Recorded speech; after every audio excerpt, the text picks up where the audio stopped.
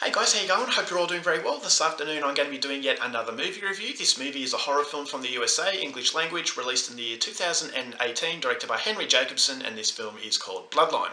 So Bloodline is about a social worker. He has a very chaotic life. In his personal life, he's just got a newborn son with his beautiful wife, and so the son, obviously a newborn baby, is very difficult. He cries all night, so this main character is not getting a lot of sleep. And in his work life, he's got a lot of students that have personal problems that confide in him. So he's trying to juggle both personal and work life, but then the situation is going to become intensified when the police start to suspect this social worker of some pretty terrible crimes. So if this social worker is to save his family, his work life, and actually to keep himself out of jail, he's going to have to clear his name, but in order to do that, he's going to have to get the help of some other people. So what that is something you're going to have to find out for yourself, because that's as far as I'm going with my synopsis.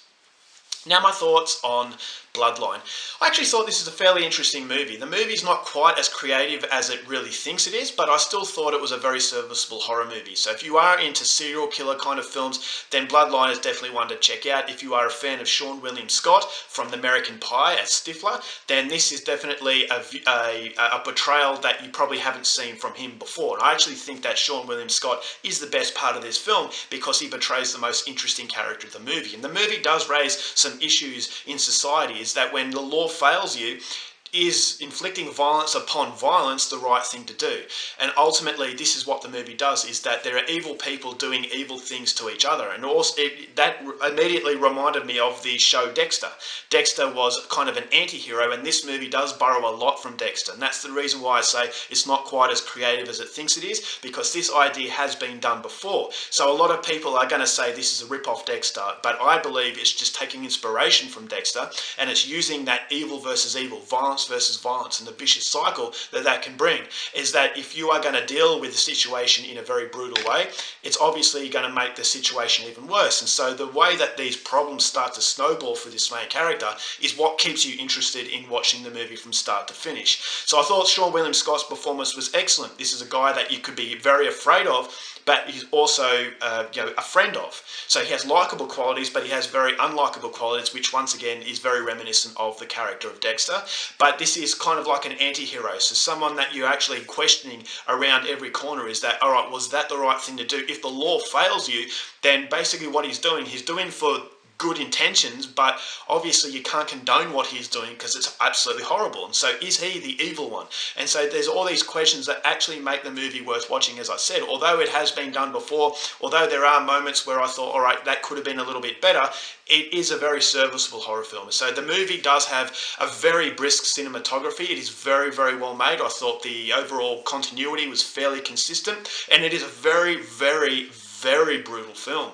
I was very surprised by that, is that there are some moments that were genuinely shocking, especially at the start of this movie.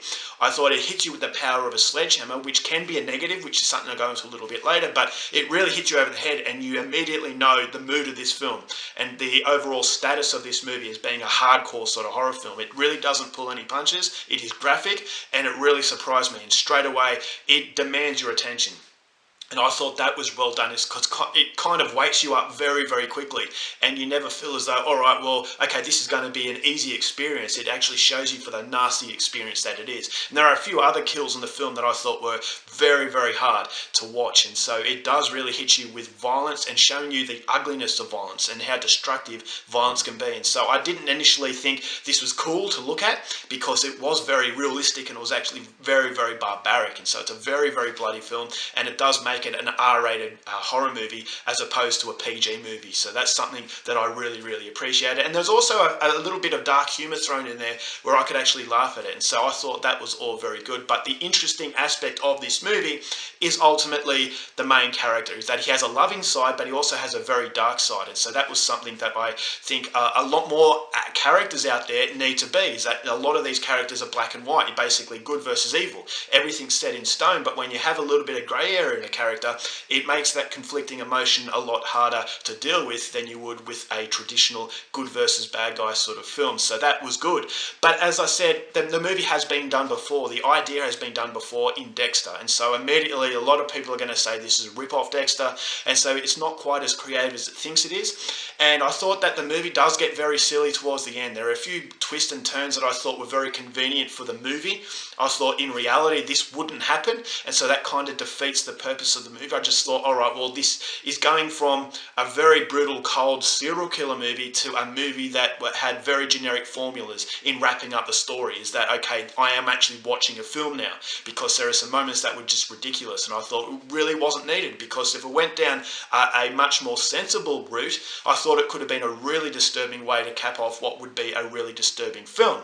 I also had issues with the fact that it hits you with the power of a sledgehammer at the start of this movie, and immediately your attention is being captured. But I believe that the movie kind of used up its aces a little bit too soon, because after that the movie can't really match that shocking value at the start, and you do become desensitized because the violence does become a little bit repetitive. Is that when one scene happens, then the next scene happens, and you feel as though, okay, well, I just watched that last scene in the previous scene, and so, okay, I'm starting to get a little bit repetitive, and the repetitive violence makes you become desensitized to the violence. So the initial shock of the first kill will hit you like a ton of bricks, but then afterwards you start to feel, all right, they're kind of repeating that to a degree where the desensitization to violence starts to play a part, and that's ultimately an issue, another issue that I had with this movie. And so it is, as I said, very serviceable. If you like shows like Dexter, Bloodline is for you. If you're a fan of Sean William Scott and you want to see a really good performance, then I definitely think this movie is going to be right up your alley. I actually liked it. It's not great, it's not brilliant. I don't know whether I'll watch it again, but I'm certainly not unhappy that I gave it the time. So overall, for Bloodline, it's a serviceable serial killer, brutal horror film. I'm going to give this movie 3 stars. Alright guys, that's it for my review. Hope you enjoyed it. Till next time, keep watching movies, and I'll see you later.